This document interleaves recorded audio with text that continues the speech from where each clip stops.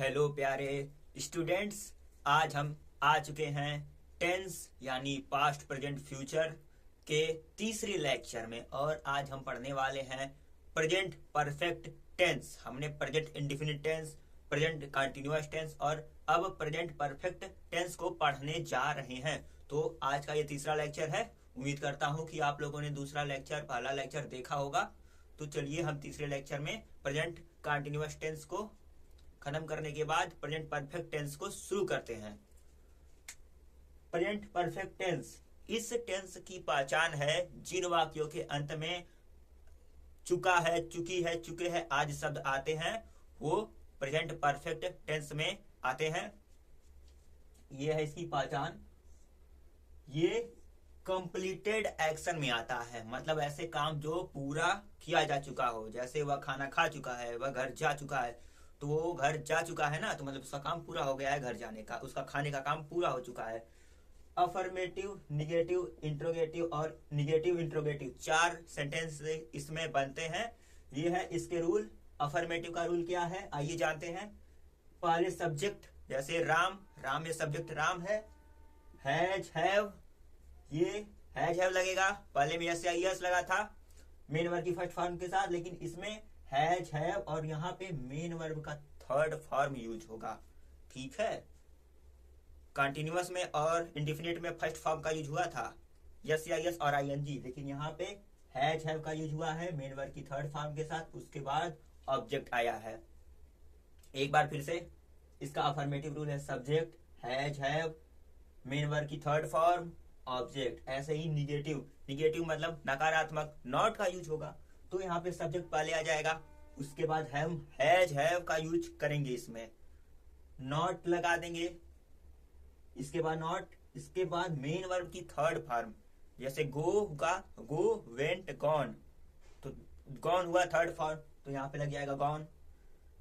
Object लगा देंगे जो भी अंत में बचेगा। उसके बाद आता है इंट्रोगेटिव, प्रश्नवाचक है। हैज हैव, इसमें जो क्वेश्चन है तो इसलिए क्वेश्चन के लिए हैज हैव सबसे पहले हम आगे लगा देंगे। उसके बाद हम सब्जेक्ट लाएंगे। उसके बाद मेन वर्ब की थर्ड फॉर्म का यूज होगा। उसके बाद ऑब्जेक्ट। यहाँ पे एक गलती नहीं करना है आपको, इंट्रोगेटिव में क्वेश्चन मार्क का यूज जरूर से करना है, नहीं तो आपका ये सेंटेंस पूरा गलत हो जाएगा। फिर आता है निगेटिव और इंट्रोगेटिव, दोनों एक साथ आएगा। इसमें हम हैज हैव पहले ला देंगे, ठीक है। इसके बाद हम हैज हैव के जस्ट बाद हम सब्जेक्ट का यूज करेंगे। उसके बाद हम नॉट लगाएंगे। इसके बाद मेन वर्ब की थर्ड फॉर्म, उसके साथ ऑब्जेक्ट। तो ये है हमारा चारों रूल। निगेटिव इंट्रोगेटिव में आप देख लीजिए, ये चारों रूल बहुत जरूरी है, पहचान याद करना जरूरी है। और आपको इसको याद करने का सबसे आसान तरीका है, जो वाक्य पूरा हो चुका हो, काम उसका खत्म हो चुका हो, वो आता है प्रेजेंट परफेक्ट टेंस में।